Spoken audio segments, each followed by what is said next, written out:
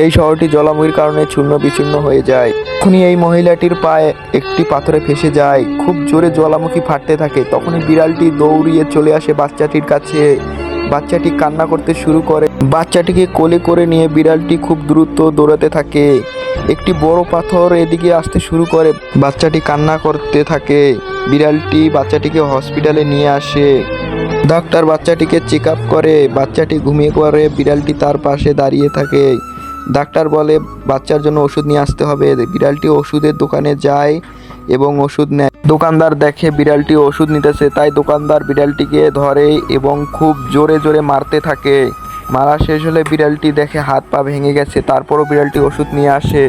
বাচ্চাটি ঘুমিয়ে থাকার সময় একটি পরী এসে বাচ্চাটিকে উঠিয়ে নিয়ে যায়। বিড়ালটি খুব জোরে কান্না করতে শুরু করে, তাই বিড়ালটি একটি ফুল বাচ্চাটির কবরের সামনে গিয়ে ঘুমিয়ে পড়ে। তখনই একটি পরী এসে বিড়ালটিকে নিয়ে যায়। কারণ এখনো কেউ ভিডিওতে লাইক সাবস্ক্রাইব করলো না।